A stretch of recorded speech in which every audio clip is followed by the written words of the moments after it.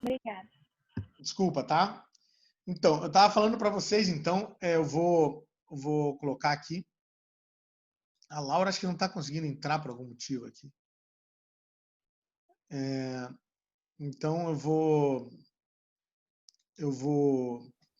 então voltar aqui uma aqui, ó, para vocês, né? Vocês que assistiram, né? Para lembrar, então, gravando aqui, né? A primeira coisa que você tem que engajar o leitor no teu trabalho, fazer ele se interessar pelo trabalho, tem que seduzir o leitor. Essas fotos aqui são fotos de sedução, né? Uma coisa arriscada, até politicamente incorreta, talvez.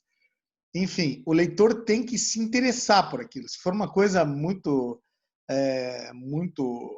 longa e prolixa, aquilo ali já o leitor perde interesse, né? Então, o que vai fazer o leitor ler o artigo que vocês vão publicar e, mais importante, citar esse artigo no futuro, que aí vocês vão ganhar prestígio como escritores de artigos científicos, certo? Pelo número de vezes que vocês são citados, né? Você tem que engajar o leitor e seduzir o leitor no abstract, né? Se ele achar aquilo chato, ele não vai ler o teu trabalho. E ele tem que ser leal ao que você conseguiu, né? Você não pode ter nada no abstract que não seja parte do teu trabalho. Você não vai citar uma conclusão de outro autor, você não vai colocar uma vírgula que não seja de tua autoria, certo? Então, essas duas coisas que são as premissas básicas do teu abstract, do teu resumo, né? Tá? Vamos ver o que eu coloquei aqui no próximo slide. Então, exatamente, né? Tem alguma nomenclatura, isso aqui é extraído da norma, da MNT, né, do abstract, que você sabe que a definição do resumo, né, é a apresentação concisa dos pontos relevantes de um documento, né? Então, tem vários tipos de resumo, né? Esse resumo crítico, na verdade, é uma resenha do teu trabalho, é uma crítica escrita por outra pessoa. Esse resumo indicativo, tá? Ele só fala do propósito do trabalho, do objetivo e dos métodos. Você, nesse resumo indicativo, você não coloca a conclusão nem os resultados. Tá? Esse resumo indicativo, ele pode parecer que é uma coisa inútil só de nomenclatura, mas muitas vezes em congresso, quando sai o teu trabalho, isso já aconteceu comigo, quando você vai publicar o teu trabalho nos anais de um congresso longo, assim, quando eu mandei para alguns congressos nos Estados Unidos, você faz esse tipo de trabalho.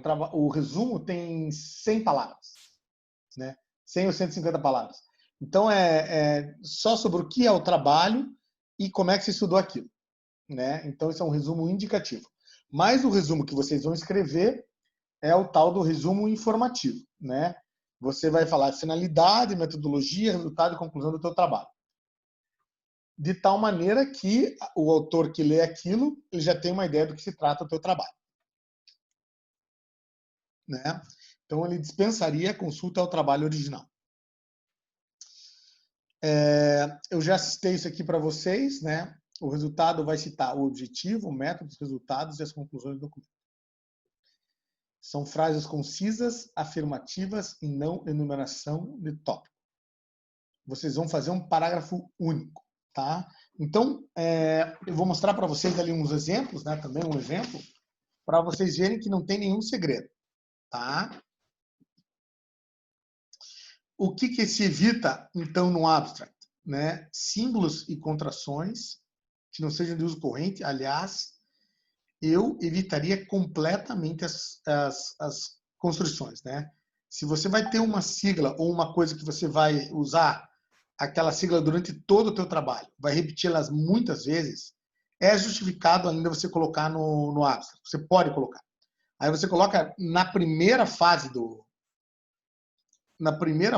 abstract, você coloca na primeira frase já, certo?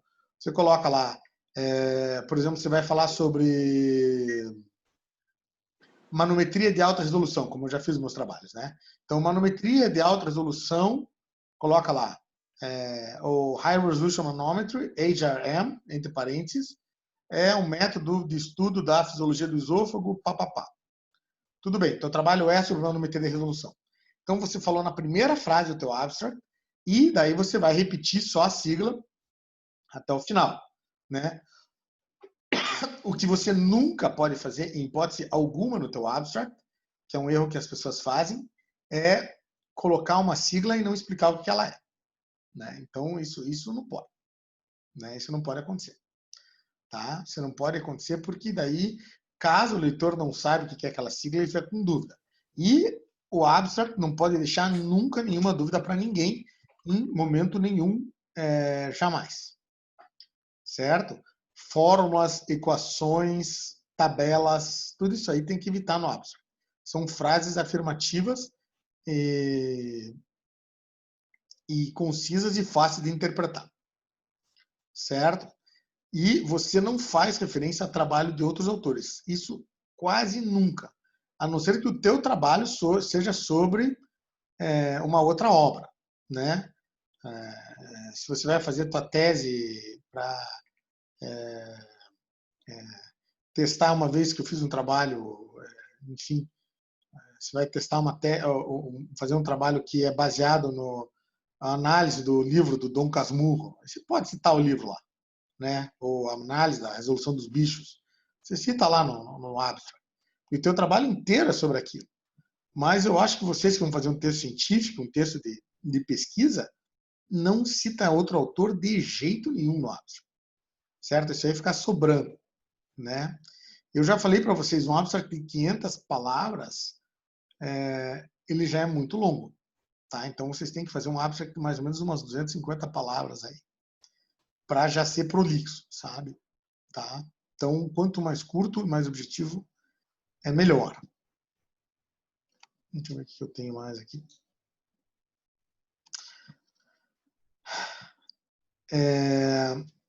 Tem uma outra coisa no abstract. Então, você vai colocar um texto conciso, né? Você vai colocar o propósito e o objetivo do teu trabalho, os métodos, resultados e conclusões.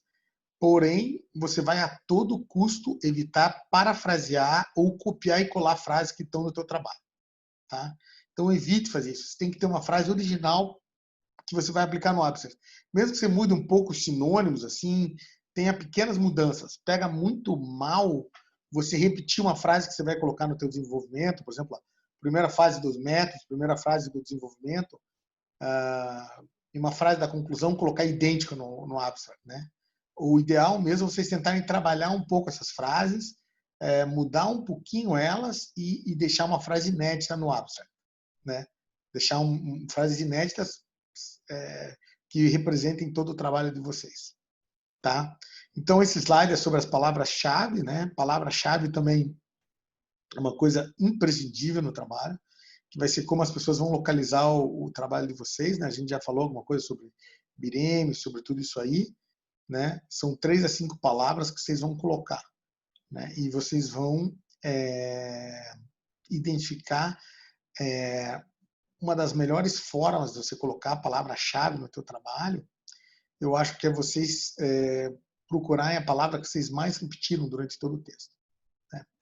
As palavras que vocês mais repetiram durante todo o texto do trabalho tem uma grande chance de ser as palavras-chave, sabe? Então, há uma maneira de vocês fazerem isso, né? Vocês contam as palavras. Intuitivamente, quem escreveu o trabalho já sabe o que ele mais escreveu, né? Já tem alguma ideia. Então, vocês tentam contar. As palavras que mais foram repetidas no trabalho são as fortes candidatas ou fortíssimas candidatas à palavra-chave, tá? Certo? Essa questão da formatação do resumo também ela é bem simples, né? Vocês têm essa norma aí, essa norma da BNT, né? Obviamente que eu vi essa norma antes dessa aula, ela tem 2 páginas só, tá? Eu acho que ela já deve até estar no AVA já de vocês. Resumo não tem nenhum problema na formatação, né? Ele está nas páginas pré-textuais, tudo certinho. Essa parte de formatação a única diferença é que ele está em espaçamento simples, justificado e é um parágrafo único. Bom, erro de português na tese, nem pensar, né, no TCC, né? É uma hora de gafe que pode ocorrer, né? Mas no resumo é ainda pior, né? Porque o resumo é aquela coisa que todo mundo presta atenção, né? Então as frases e erros assim do resumo, se tem um erro até no resumo, entendeu? A gente como avaliador, né, do trabalho, fala assim, poxa, mas nem no resumo os caras conseguiram acertar. Você já cai tua expectativa do trabalho assim 1000%, né? Então essa questão do resumo, enfim, erro de português, ou erro de sintaxe, ou frases mal escritas, vão passar na tese de vocês, como passam na minha, como passam na de todo mundo. Mas no resumo, não. No resumo, não pode. Resumo tem que estar tudo em cima, sem nenhuma falha, nenhuma vírgula fora do lugar. Tá? Essa história também, né, as palavras-chave são separadas por ponto, 3 a 5, né, não tem segredo isso aqui. Vão estar sempre logo depois do teu resumo. No Abstract também, vão traduzir as palavras-chave sem nenhum problema.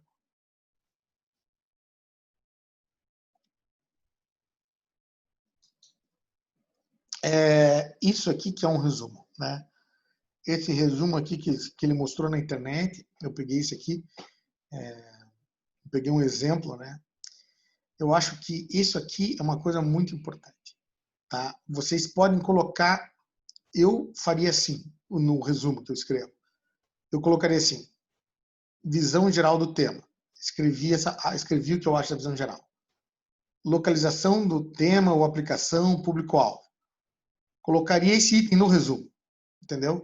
Depois de terminar de escrever o resumo, você apaga essas palavras, entende? Mas esse é o guia de vocês, entendeu?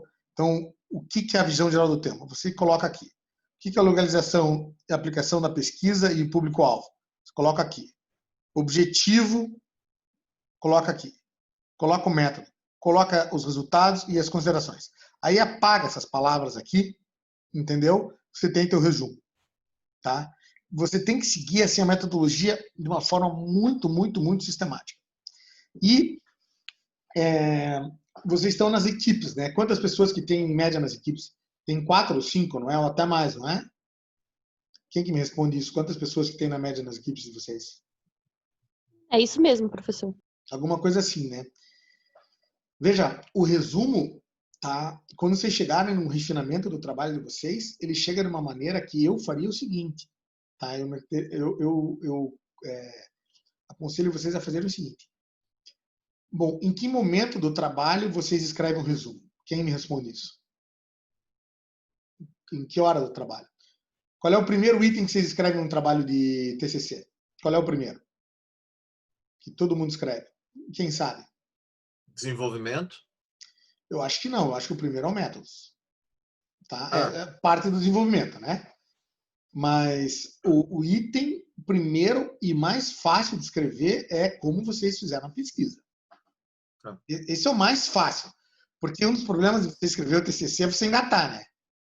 Certo? Não tem dúvida nenhuma. Engatar quem não engatou, não viveu.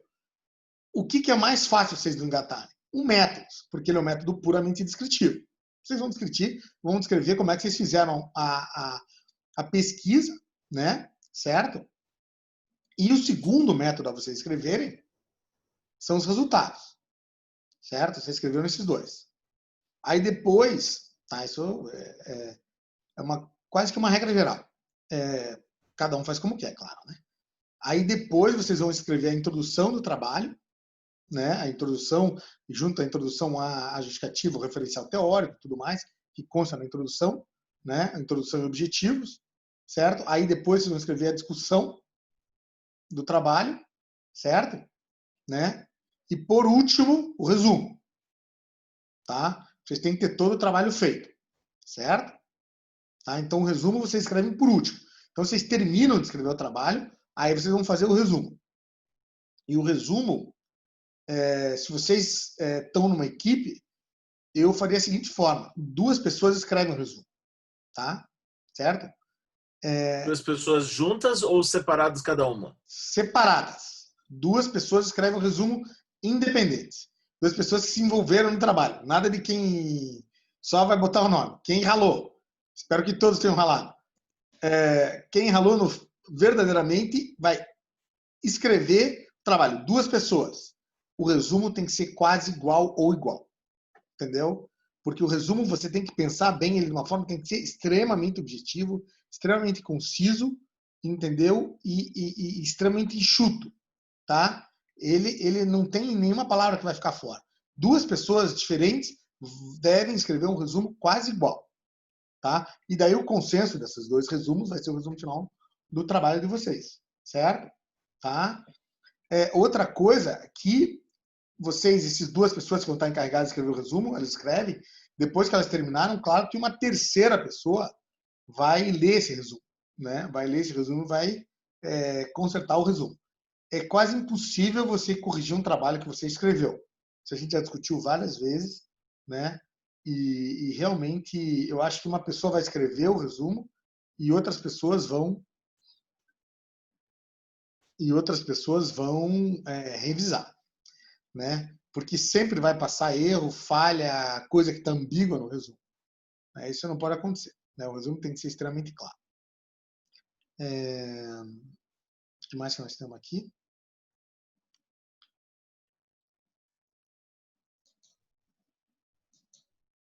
O abstract, né? O nosso resumo é escrito na língua mãe e o abstract é em inglês.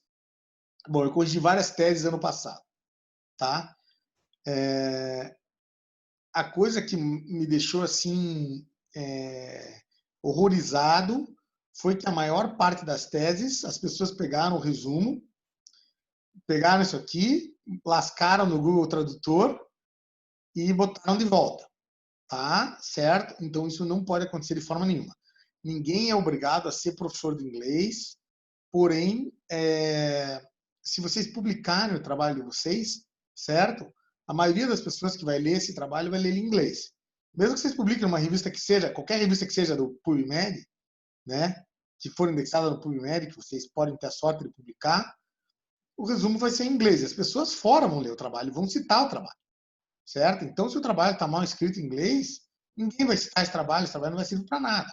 Inclusive, ele não vai ser nem aceito, né? Para publicação. Então, eu acho que o cuidado com o inglês tem que ser muito grande. Eu até fiz uma ideia, uma comparação. Vou tentar mostrar para vocês aqui, tá? Daí eu vou mudar um share aqui, vou passar uma outra tela aqui, tá?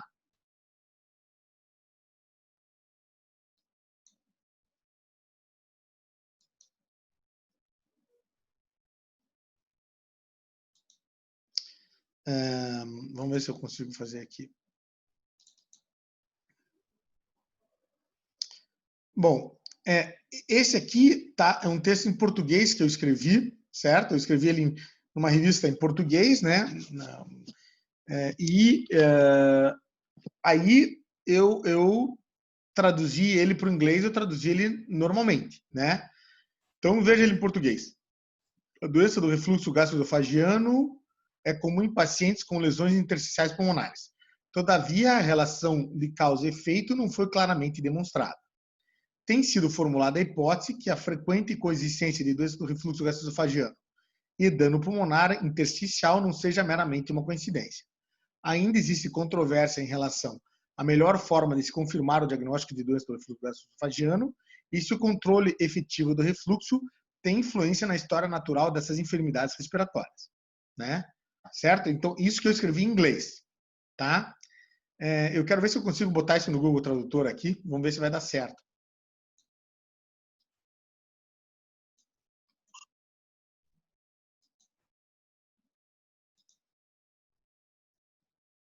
Vamos ver se vai dar. Vocês vão ver como é que fica, se vai ter alguma diferença do que a gente fez em inglês. Tá? Vamos ver se eu consigo fazer isso.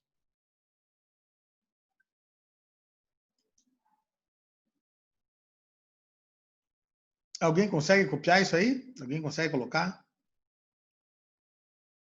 A gente não tem acesso aos seus caracteres.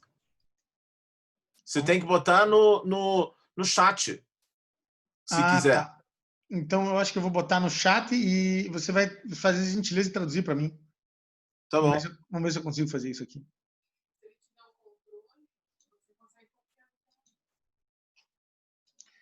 Para ver se dá alguma diferença ou não. Tá? Depois eu vou mostrar como é que é o resumo em inglês, né? Tá. Eu já estou com o chat aberto. Então, eu acho que foi tudo, né? Então, aí a gente vai... No chat ainda não apareceu aqui. Ah, tá. Agora apareceu. Tá. Enquanto isso, eu vou mostrar para vocês o resumo em inglês, como é que foi. tá? Esse aqui, ó. Gastroesophageal reflux disease is common in patients with respiratory disorders and interstitial lung fibrosis from diverse disease processes. However, a cause-effect relationship has not been well demonstrated. It is hypothesized that there might be more than a coincidental association between GERD and interstitial lung disease. There is still confusion about the diagnostic steps necessary to confirm the presence of GERD and about the role of effective control of GERD in the natural history of these respiratory disorders. Tá? Então, isso aqui que eu fiz em inglês é mais ou menos parecido, mas não é igual, né? Certo? Keilo, tá lá. Oi? Tá lá, né? A tradução do Google Tradutor. Tá, pera só um pouquinho. Então, veja, se eu colocar esse texto em inglês, tá? Assim como ele fica em português, ó. Não fica tão ruim, na verdade. Esse texto até não ficou tão ruim, mas tem uns que ficam péssimos, ó. Gastroesofágica é comum em pacientes com distúrbios respiratórios e fibrose pulmonar intestinal por diversos processos patológicos. Aqui já fica meio ruim, né? Certo? No entanto, uma relação entre causa e efeito não foi bem demonstrada. A hipótese é que pode haver mais do que uma associação coincidente, que também é uma coisa meio ruim, na intersticial e refluxo. Ainda há confusão, né, sobre as etapas diagnósticas, Então, nesse caso, até não ficou tão ruim essa escrita, certo? Mas o português que eu escrevi original é um pouco melhor, certo? Tá? Mas algumas vezes o Google Tradutor, ele é muito ruim. Eu vou abrir o chat aqui, vamos ver como é que ficou. Gastroesophageal reflux diseases, common patient interstitial lung injuries. Tá vendo? Aqui já mudou um pouquinho, né? The cause and effect relationship has not been clearly demonstrated. It is hypothesized that the frequent coincidence GERD is not really a coincidence. Isso aqui não tá tão ruim, né? There's still controversy regarding the best way to confirm the diagnosis of GERD and whether effective control of reflux had an influence on the natural history of this respiratory disease. Quer dizer, dessa vez até não ficou tão ruim. Até dá para encarar, né? Mas algumas vezes fica péssimo, entendeu? Certo? O que eu acho que dá para fazer, que eu aconselho vocês, que eu acho que fica muito bom, é o contrário. Então, vocês fazem o abstract em português, vocês traduzem ele para o inglês com o melhor inglês que vocês tiverem, certo? Tá? Aí vocês pegam esse texto em inglês, colocam no Google Tradutor e traduzem para o português. Aí eu acho que funciona muito bem. Eu já fiz isso muitas vezes, eu acho que funciona, fica excelente. Que daí você vai ter uma ideia de como é que um americano entende aquele texto. Tá? Então, para traduzir ao contrário, fica bom. Eu acho que vale a pena. Eu acho que aí vale a pena. Eu acho que vocês podem fazer isso. Tá? Eu acho que vocês fazerem, então, o resumo em português, né? Fazerem um resumo em português, traduzirem para o inglês do melhor inglês possível, imaginável de vocês, revisarem aquilo em inglês, e daí colocar naquele texto em inglês no Google Tradutor para traduzir para o português. Ver se aquilo sai uma coisa que tem sentido. Aí eu acho que fica bom. Tá? Essa que eu acho que é a ideia que eu faria do abstract para construir ele em inglês.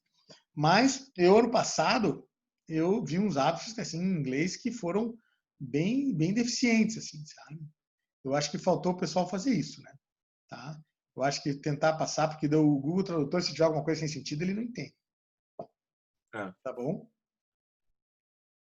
Eu acho que é praticamente isso, assim, que eu tinha, assim, de básico para falar. Não sei se eu tenho mais alguma coisa. E se vocês querem conversar alguma coisa sobre resumo, abstract, alguma dúvida que vocês tenham, o que vocês querem saber mais sobre isso, o que você acha que vale mais a pena? Eu acho que essa história de duas pessoas independentes escreverem, eu acho que vale muito a pena. E essa questão do abstract em inglês tem que prestar muita atenção, porque o pessoal passa muito erro em inglês e em português. Né? O abstract tem que ser impecável. Tá? E lembre-se que o abstract tem 500 palavras, ele é muito longo já. Ele é extremamente longo já. É uma página, assim, alguma coisa assim. É muito longo. Pode ser muito mais curto que isso. 250 palavras é um excelente abstract para qualquer tese. Tá bom? Pessoal, quem quer falar alguma coisa aí? Quem quer aproveitar e discutir algum assunto? Uma coisa. Esse abstract que você fez, em português, tinha 500 menos uma palavras. Não, acho que não é tudo isso. Eu acho que não. Eu acho que é menos. Aqui, naquele que eu mostrei no exemplo? É, ao menos Não, aqui tem a tradução de português e inglês aqui, ó. Olha. Aqui somando tudo dá 500. Um abstract de 500 palavras é um abstract bem longo. Pode falar. Então, eu botei, quando eu botei o seu texto no Google Tradutor, ele dá lá embaixo o número de palavras. Eu acho que não. Ou é o número de caracteres? Ah, não, é o número de caracteres. Pô, quer me matar, bicho. Desculpa. Já suei aqui. Mas eu acho longo. Eu vejo alguns resumos de 500 palavras, eles são longos. Então, eu acho que tem que ser Não, é de 500 caracteres. Muito melhor. Esse resumo, essa parte aqui de cima, tá? Esse resumo que eu mostrei para vocês aqui, nesse aqui, é uma parte só do resumo que eu fiz do meu trabalho. Tá? Esse trabalho ele mostrou resultados e conclusão também. Tá? Isso aqui foi só para dar um exemplo. Tá. O que eu quero falar é que isso aqui é um exemplo daquele resumo, como é que é o resumo do resumo, que é o resumo não informativo, Identificador? Esse identificador, esse resumo básico, assim, que é só para identificar o trabalho, sabe? Se for escrever ele às vezes por uma conferência, você vai escrever ele só assim, né? Algumas vezes, quando você vai escrever ele nos anais do trabalho, né? Eles publicam só isso, para ser uma coisa bem curta mesmo. Certo? Né? Se você olhar esse aqui, eu acho que ele tem... Eu vou apagar esses outros aqui de baixo. Ó, 78 palavras, isso aqui, né? Não tem nem 100 palavras, isso já falou bastante coisa. Certo? Tá bom? Pessoal, quem quer conversar alguma coisa aí, aproveitar, discutir aí algum assunto, alguma dúvida, como é que vocês estão aí nos trabalhos? Estão escrevendo ou não? O pessoal já está escrevendo? Estão coletando os dados? Como é que está a coisa? As coisas estão andando. Tá bom. Eu tô também o conselho máximo que eu dou para vocês, que eu dou toda a aula também, e dou hoje. A coisa mais importante do trabalho é vocês terminarem o trabalho, tá? Não adianta você querer fazer um trabalho para ganhar o Nobel. Pode ser que não seja dessa vez, entendeu? Façam um trabalho, enxuguem o trabalho, não coloquem coisa que não está no objetivo do trabalho de vocês, nos resultados, tá? Nem nos métodos, nem nada, nem na discussão. A conclusão tem que ser só a conclusão do trabalho de vocês, tá? Não extrapolem, não, como diz o outro, não coloquem coisa que vocês não concluíram aqui, entende? Tá? A conclusão tem que ser uma coisa enxuta, ou tem que ser uma coisa que vocês possam realmente extrair do trabalho de vocês. Não é a conclusão do que vocês acham que deveria ser, tá? E o abstract tem que ser bem curtinho, bem enxuto, tá bom? Pessoal, mais alguma coisa? Senão eu vou acabar encerrando aqui. Aproveitem aí para perguntar, gente.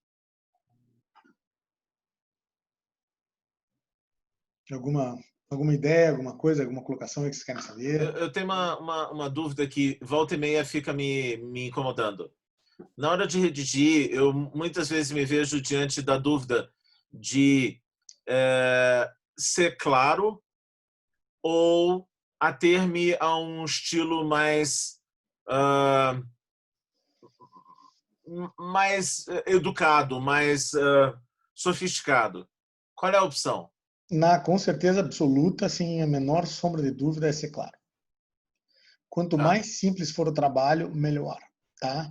Muitas vezes, para ser claro, eu tenho que repetir um determinado termo diversas vezes. Eu repito? Aí eu acho que não. Aí eu acho que não. Quanto mais repetir, pior. Entendeu? Quanto mais repetir. Tá, por exemplo, no seu caso aqui, nesse exemplo, DRGE eu repeti várias vezes. Que inevitavelmente você tem que repetir. Exatamente. Então, quando não dá, né, meu? Por isso que veja só, isso não é coincidência. Na primeira frase, eu fiz o que eu prometi. Na primeira frase eu já falei DRG, já botei a sigla e acabou, entendeu? Né? Porque você é obrigado a repetir. Então nessas horas. Mas, por exemplo, ali mais adiante, a hipótese de que a frequente coexistência de DRGE, eu poderia dizer, da doença, ou do mal, ou da moléstia. Esse tipo de substituição, para evitar repetição, é preferido ou é a clareza que importa? É que tá. Eu acho que nessa hora da DRGE, por exemplo, aqui, eu optei, e se fosse hoje, eu escrevi esse texto há alguns anos atrás, se fosse hoje eu não iria mudar, entende? Porque o problema é que se você escreve, se você coloca a moléstia, ou a entidade nosológica, ou a enfermidade, ou a coisa assim, gera dúvida na cabeça da pessoa que está lendo. Exatamente. Entendeu? Gera dúvida. E gerou dúvida, morreu o trabalho.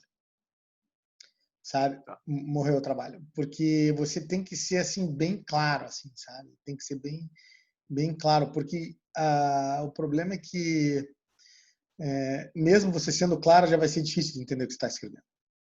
Tá. Essa que é a ideia.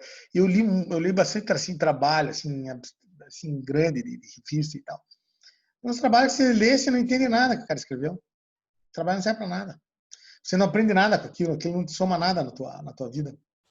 Né? Então, o trabalho tem que ser o mais claro possível. Agora, né, repetição de palavras sempre empobrece o texto. Né? Sempre vai empobrecer. Né? Eu acho que tem que estudar bastante para você saber bastante sobre o tema, né? Saber que você não está deixando nada de fora de que seja relevante, mas a busca da clareza ela é a coisa mais importante de tudo, Tá. no meu ver. Tá? Porque geralmente essas teses pecam por ser prolixas, né? Sempre o pecado não é ser simplório, ela ocorre se você não estudou o assunto direito, né? Fez uma revisão de literatura muito breve, entende? Né? E acaba deixando de debater alguns temas assim que são relevantes pro